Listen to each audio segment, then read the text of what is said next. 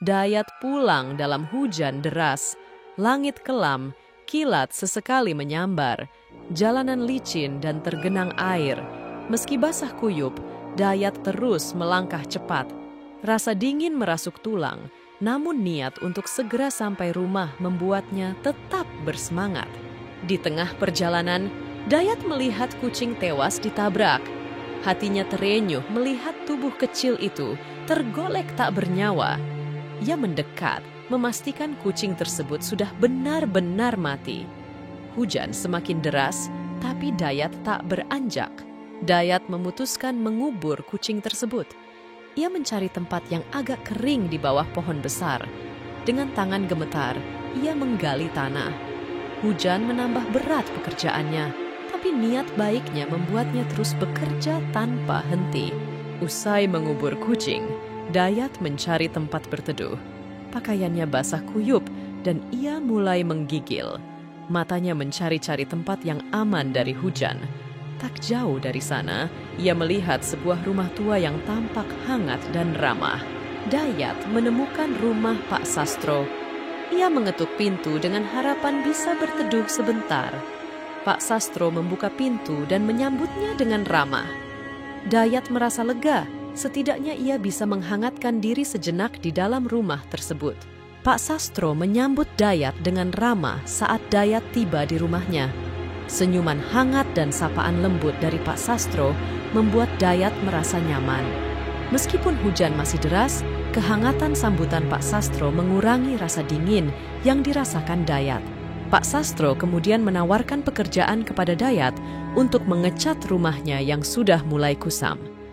Dayat berpikir sejenak sebelum akhirnya menerima tawaran tersebut. Baginya, ini adalah kesempatan baik untuk mendapatkan tambahan penghasilan sambil menunggu hujan reda. Keesokan harinya, Dayat memulai pekerjaannya dengan penuh semangat. Dengan peralatan yang disediakan oleh Pak Sastro, Dayat mulai mengecat dinding-dinding rumah yang besar itu. Namun, pekerjaan ini ternyata lebih berat daripada yang ia bayangkan, sehingga Dayat merasa perlu bantuan tambahan. Dayat kemudian mengajak seorang temannya untuk membantu menyelesaikan pekerjaan tersebut. Temannya setuju dan segera bergabung dengan Dayat di rumah Pak Sastro. Dengan adanya tambahan tenaga, mereka berharap bisa menyelesaikan pekerjaan lebih cepat dan lebih baik. Mereka mulai bekerja sama mengecat rumah Pak Sastro dari pagi hingga sore. Meski cuaca tidak menentu, semangat mereka tidak surut. Namun, di tengah-tengah pekerjaan, mereka mulai merasakan ada sesuatu yang aneh. Kejadian-kejadian mistis mulai muncul, membuat suasana menjadi sedikit mencekam. Dayat dan temannya mulai mengecat rumah Pak Sastro dengan semangat. Mereka membawa peralatan lengkap dan memilih warna yang cerah, berharap bisa membuat rumah itu terlihat lebih hidup. Pekerjaan mereka berjalan lancar, setidaknya pada awalnya. Namun, saat mereka bekerja, kejadian aneh mulai terjadi. Dayat melihat bayangan aneh melintas di sudut matanya. Dia mencoba mengabaikannya, berpikir itu hanya bayangan pohon dari luar jendela, tapi rasa penasaran tetap menghantui. Sementara itu, temannya mendengar suara-suara misterius yang seolah-olah datang dari dalam rumah. Suara langkah kaki dan bisikan membuat suasana semakin mencekam. Mereka mulai merasa tidak nyaman, tetapi memutuskan untuk tetap melanjutkan pekerjaan. Keingintahuan mereka makin besar, dan akhirnya mereka memutuskan untuk menyelidiki sejarah rumah tersebut. Setelah mencari informasi, mereka menemukan bahwa rumah itu pernah menjadi saksi pembunuhan tragis yang mengerikan. Fakta ini membuat mereka semakin waspada. Ternyata, seorang ibu dan 3 anaknya dibunuh di rumah tersebut beberapa tahun lalu. Kisah tragis ini menambah ketakutan mereka. Dayat dan temannya sadar ada sesuatu yang tidak beres dan mereka harus waspada dengan apa yang mungkin terjadi selanjutnya. Rumah yang sedang mereka cat ternyata menyimpan sejarah kelam. Dayat dan temannya menemukan bahwa di rumah itu pernah terjadi pembunuhan tragis. Seorang ibu dan 3 anaknya dibunuh dengan kejam, meninggalkan jejak horor yang sulit dihapus. Bayangan aneh dan suara-suara misterius semakin sering muncul.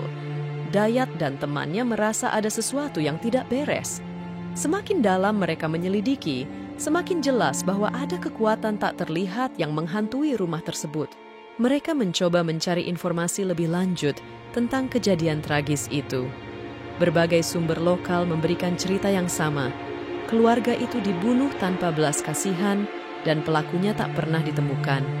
Misteri ini membuat mereka semakin penasaran dan was-was. Penemuan mengejutkan datang ketika mereka mengetahui bahwa Pak Sastro sebenarnya sudah meninggal 10 tahun lalu. Fakta ini membuat mereka gemetar. Siapa sebenarnya yang menyambut dan memberikan pekerjaan kepada mereka? Kebingungan dan ketakutan mulai merasuki pikiran mereka. Dengan perasaan takut yang semakin membesar, Dayat dan temannya memutuskan untuk menyelesaikan pekerjaan dengan cepat. Mereka tak ingin berlama-lama di rumah yang penuh misteri itu. Harapan mereka hanya satu, pergi secepat mungkin dan melupakan semua kejadian aneh ini.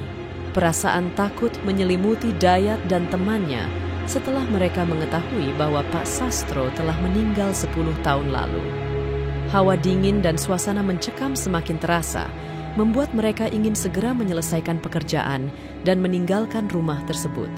Dengan perasaan tegang, mereka bekerja secepat mungkin, berusaha menyelesaikan pengecatan rumah. Suara-suara aneh dan bayangan misterius terus menghantui, namun tekad untuk segera pergi membuat mereka mampu bertahan. Akhirnya, pekerjaan selesai dan mereka pun pergi